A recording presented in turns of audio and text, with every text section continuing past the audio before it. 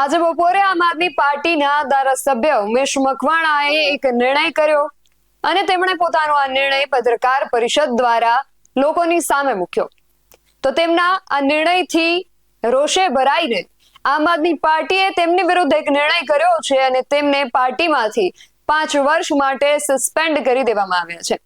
શું છે સમગ્ર વિગત જાણીએ અહેવાલમાં. જય હિન્દ. BSI ટીવી ન્યૂઝ પર આપની સાથે હું છું નિધિ ગઢવી. આમ આદમી પાર્ટીના ધારાસભ્ય ઉમેશ મકવાણાએ પક્ષમાં એમની જે જવાબદારીઓ છે એ જવાબદારીઓમાંથી મુક્તિ મેળવવા માટે આ તમામ જવાબદારીઓમાંથી રાજીનામું આપી દીધું છે. જ્યારે આમ આદમી પાર્ટીના જે દિગ્ગજ નેતાઓ છે હાલ દિલ્હી ખાતે વિસાવદરની જીતની જે ઉજવણીઓ છે એ કરી રહ્યા છે અને પાછળથી ઉમેશ મકવાણાએ ગુજરાતની અંદર આ નિર્ણય લીધો છે. તેને લઈને આમ આદમી પાર્ટીના જે પ્રદેશ પ્રમુખ છે ઈશુદાન ગઢવી તે ખૂબ ગુસ્સે થયા છે અને તેમણે એક નિર્ણય કર્યો છે. આ નિર્ણય અનુસાર આમ આદમી પાર્ટીના ધારાસભ્ય ઉમેશ મકવાણા જનતા અને પાર્ટી વિરોધી પ્રવૃત્તિ કરવા બદલ તેમને આમ આદમી પાર્ટીમાંથી 5 વર્ષ માટે સસ્પેન્ડ કરવામાં આવ્યા છે તેવું ઈશુદાન ગઢવીએ જણાવ્યું છે. તેમનું કહેવું છે કે જનતા અને પાર્ટી વિરુદ્ધ પ્રવૃત્તિની ફરિયાદો આવતા આમ આદમી પાર્ટીએ ઉમેશ મકવાણાને સસ્પેન્ડ કર્યા છે. આ સિવાય પણ ઈશુદાન ગઢવીએ પોતાનો ગુસ્સો ઠાલવતા ઘણી વાતો કરી છે. સાંભળીએ શું કહી રહ્યા છે ઈશુદાન ગઢવી. જય હિન્દ, જય ભારત, જય જય ગરવી ગુજરાત. મિત્રો, આમ આદમી પાર્ટીએ એના શીર્ષ નેતૃત્વએ નિર્ણય લીધો છે કે પાર્ટી વિરુદ્ધ અને જનતા વિરુદ્ધ જે પણ પ્રવૃત્તિઓ કરશે એમને પાર્ટી ક્યારે સાંખી નહીં લે. ધારાસભ્ય શ્રી ઉમેશ મકવાણાની વારંવાર એમની વિસ્તારમાંથી પણ ફરિયાદો આવતી હતી. પાર્ટી વારંવાર એમને કહેતી હતી કે વિસ્તારમાં રહો. વિસ્તારમાંથી કેટલાય લોકોનો પણ ફરિયાદો આવતી હતી. વિવિધ પ્રકારની ફરિયાદો આવતી હતી. ભ્રષ્ટાચારની ફરિયાદો આવતી હતી. પાર્ટી એમને વારંવાર ચેતવ્યા છે, પણ બીજેપી ગંદી રાજનીતિ કરી રહી છે. ભાજપ છે એમણે ઉમેશ મકવાણાને સાંધી લીધા છે અને પાર્ટી વિરુદ્ધ સતત એક્ટિવિટીઝ, એન્ટી પાર્ટી વિરુદ્ધ એક્ટિવિટીઝ કરવા માટે સતત ભાજપ છે એમને પ્રયાસ કરાઈ રહી છે.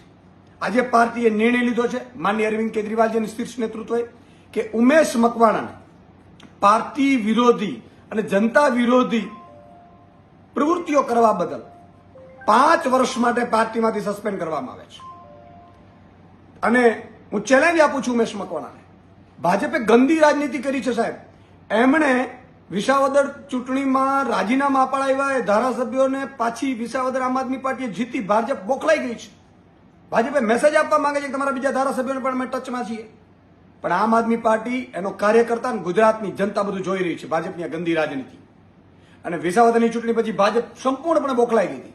આખી કેબિનેટો કેન્દ્રીય મંત્રીઓ હોવા છતાં ભાજપે સુપડા સાફ થઈ ગયા છે. હમણાં સરપંચોની ચૂંટણીમાં પણ ભાજપના સુપડા સાફ થઈ ગયા છે. ત્યારે આ ઉમેશ મકવાણા જેવા વ્યક્તિઓને સાધીને ભાજપે આમ આદમી પાર્ટીને ડેમેજ કરવાની કોશિશ કરતી હોય તો એ ભૂલ ભરેલી છે. હું ઉમેશ મકવાણાજીને ચેલેન્જ આપું છું કે તમે ધારાસભ્ય તરીકે રાજીનામું આપીને ફરીથી ચૂંટણી જીતી બતાવો. તમારામાં હિંમત હોય. ભાજપને પણ ચેલેન્જ આપું છું કે આમ આદમી પાર્ટીની સામે ચૂંટણી લડવાની તાકાત હોય તો ઉમેશ મકવાણા રાજીનામું આપે અને તમે ટિકિટ આપો અને આમ આદમી પાર્ટી ચૂંટણી લડશે અને ત્યાંથી જીતીને બતાવો તમે બોટાદમાંથી. બોટાદની જનતા બધું જાણી રહી છે ને બોટાદની જનતા માટે અમે વારંવાર ઉમેશ મકવાણાને ચેતવ્યા છે. એમની વિરુદ્ધ કેટલી ફરિયાદો થઈ છે, કેટલી ફરિયાદો આવી છે, ભ્રષ્ટાચારની ફરિયાદો આવી છે. ક્યારેય આમ આદમી પાર્ટી ભ્રષ્ટાચારને સાંખી નહીં લે અને જેના કારણે એ પાર્ટીથી વારંવાર અમે કોશિશ કરી હતી વારંવાર એમને મનાવવાની, એમને સમજાવવાની કે ભાઈ તમે આ પ્રવૃત્તિઓમાં ના પડો. આપણે ભ્રષ્ટાચારની પ્રવૃત્તિઓમાં ક્યારે આવવું ન જોઈએ. એમની વિરુદ્ધ નાનામાં લેટરો પણ મળ્યા છે મને.